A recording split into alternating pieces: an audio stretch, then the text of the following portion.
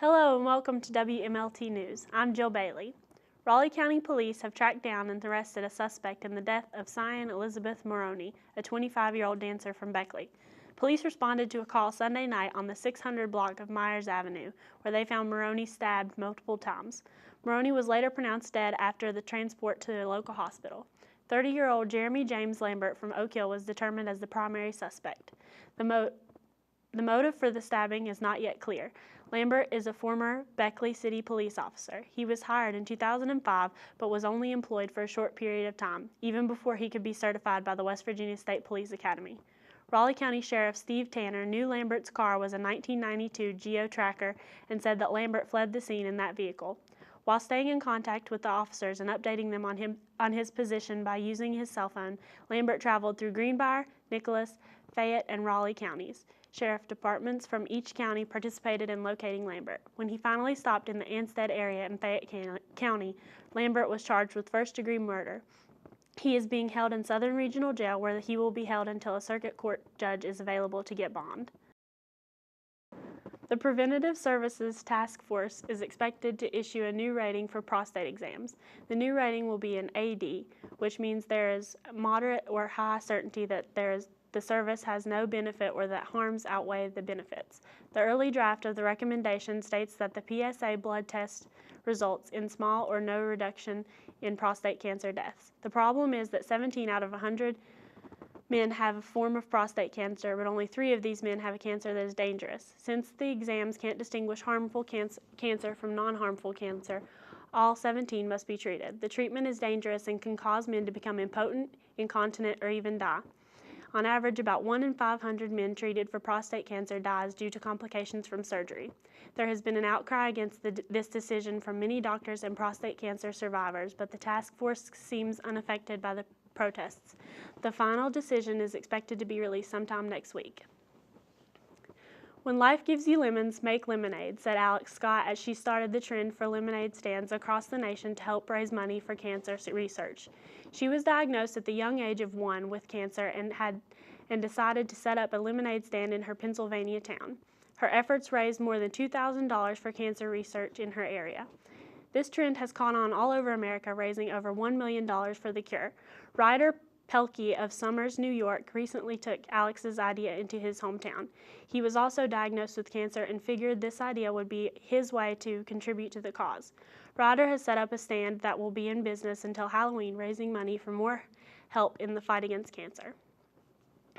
For the first time in 148 years, liquor stores were open in West Virginia on Election Day. Chris Allen reports. One business hopes to see the ban lifted during a weekend election as well. In the past, politicians handed out small pints of liquor at the polls to buy votes. It was a typical Tuesday. I mean, it wasn't nothing, wasn't like everybody was running out to buy liquor because they could finally buy it on Election Day. It was just a normal Tuesday that would have been any other week. Though people didn't hit the liquor store hard during the special election, Polzich says in the past the store has lost more than $1,000 during elections on Saturday. Saturday is, a real busy day for our business, and, as a business owner, you lose the revenue for your store, but the state lost the revenue of all the stores in the state. Polzich says that he thinks that lifting the ban is long overdue. I think they finally realized that it was a law that was outdated that needed to be lifted because, once they lost that revenue on those 2 Saturdays, you can't bring it back. It's gone forever. For WMLT, this is Chris Allen in Princeton. Now with Concord Sports, here's Brett Dodrell. Thanks, Jill. The Mountain Lions football team was back in action last Saturday against Glenville State University. This was Concord's first game after upsetting number 3 ranked Shepherd here at home. The Lions were held back by inconsistency and missed opportunities. After having the ball inside the Pioneers' 10-yard line twice within the first 18 minutes of the game, the Lions could only come away with 3 points, which would be all they would score. Quarterback Zach Grossi struggled, going 16 of 39 for 196 yards and 1 interception. Glenville State went ahead on a 51-yard punt return and would never relinquish the lead, winning the contest 14-3. This loss knocked the Lions out of first place in the WEVIAC and allowed West Virginia Wesleyan to take top position. The Mountain Lions are back in action this Saturday here at home, hosting Seton Hill in a game that has been dubbed a blackout game. Kickoff is scheduled for 1 o'clock. Men's soccer hosted Shippensburg University of Pennsylvania this past Friday. They held the game close, but Shippensburg eventually broke the 0-0 tie in overtime, scoring the deciding goal and taking the game 1-0. The Concord women made Senior Day a memorable one, defeating WEVIAC foe Wheeling Jesuit 2-1. Both goals were scored by Alyssa Hessian. The men and women both traveled to WVU Tech on Wednesday. For more information on Concord University sports, please visit cumountainlions.com. Back to you at the desk. WVU Tech is at risk of losing their football program. Money is increasingly hard to come by, resulting in major cutbacks in the university. The cost of football program has become a burden for the school, and they are unable to maintain the program. By cutting the football program, they will be saving around $700,000, which will help get WVU Tech back on their feet. Tech has suffered a 20% enrollment loss along with a decrease of retention rates. They are not making any drastic changes to the program at this time, but the proposal to drop the football program will be in review. Stay tuned. We'll return with more WMLT news in just a moment.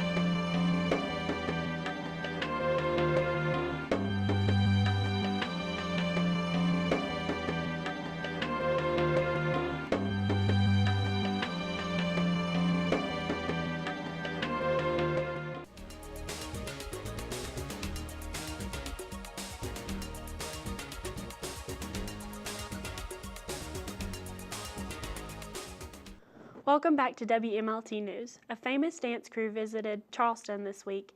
WMLT has the inside scoop. Hello, welcome to the dance zone. Monday, Strikers All-Stars returned to Charleston, West Virginia for a workshop at the Dance Zone. I spoke to the owner, Angel Lewis, about the occasion. I got in contact with the Strikers All-Stars because I did a workshop with them over the summer. It was the summer of 2011. And I really hit it off with Peterson. He's the main choreographer. And he basically said that they would hit us back up on their way back from China. They've been doing a world tour. They're making it pretty big right now. And I basically invited them back here to Charleston to come dance with me at my studio. And I'm trying to get basically all the dancers of Charleston and the local area involved with this. I think that it's good to come together as a community and celebrate the love of dance. Strikers All-Stars were on America's Best Dance Crew and America's Got Talent. They are currently traveling the world, encouraging dance in small regions of the country with their hip-hop workshops. They offer an intermediate class from 5:30 to 6:30 and an advanced class from 6:30 to 7:30. Strikers All-Stars featured a thriller routine in Charleston on Monday, in the spirit of Halloween. Reporting in Kanawha County, I'm Brianna Foreman for WMLT News.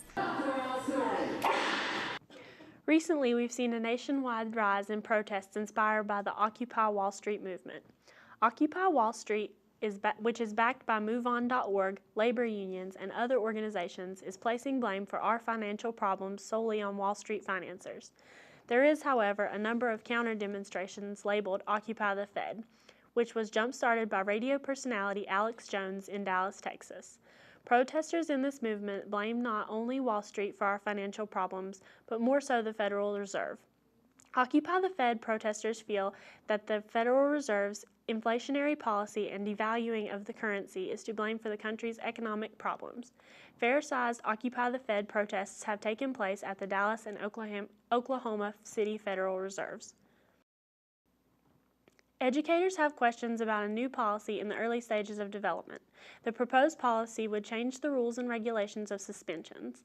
The proposal would prohibit suspensions for the lowest level offenses, such as causing disruptions or cursing, and would also shorten suspensions from a maximum of 10 days to no more than 5 days for second level offenses, such as habitual violation of rules or fights that do not involve injury.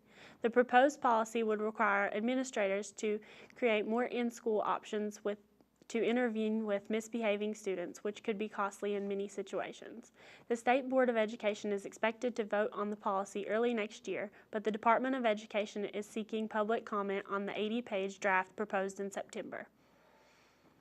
Mercer County is struggling to find a solution to the homeless cat and dog problem. In late September, the Mercer County Animal Shelter had to euthanize numerous animals after the county commission received complaints of overcrowding and unsanitary conditions. The shelter is currently back to full capacity after a hoarding incident. Animal control officers brought an estimated 30 dogs and cats into the shelter Friday. The county commission had a public hearing today where ideas were presented to the committee ranging from a county-wide spay and neuter ordinance promoting more adoptions and developing a no-kill shelter. County Commissioner Mike Vinciguerra said the commission would start drafting a spay and neuter ordinance. The next meeting is set for November, where they hope the draft will be ready for the public. Here now with this week's Ticket or Leave It is Dalton Paul. Thanks, Jill. If you're interested in a movie with an all-star cast that breaks the mold a little bit, then Contagion might be a wise decision. For once in the new decade comes a movie about a virus that doesn't result in a zombie apocalypse. Contagion illustrates the sheer mayhem that could unfold if a modern pandemic were to emerge. It follows the story of a wife who passes away suddenly from returning home from a business trip to Hong Kong. Her husband, played by Matt Damon, is then forced to protect his daughter the best he can from the raging disease as it spreads across the globe. All the while, scientists and government officials, including the talents of Lawrence Fishburne and Kate Winslet, are trying to find a cure to prevent the deadly illness. However, the disease spreads too fast to contain and it causes widespread panic. As riots break out in major cities, an online journalist, played by Jude Law, tries to uncover lies from within the CDC about treating the devastating virus. The causes a lot of controversy and promotes more harsh feelings towards authority. All in all, Contagion is a brutally honest thriller about the dangers of the disease. Its use of big-name actors seems to enhance its believability and really add character to the film. It's refreshing to see such realistic situations played out on the screen, but at the same time create paranoia. After watching Contagion, you may have the urge to wash your hands. A lot. It's a movie that would definitely be worth seeing. Back to you at the desk, Jill. That's all for this week's WMLT News from Concord University. Tune in again in 2 weeks. Have a good day.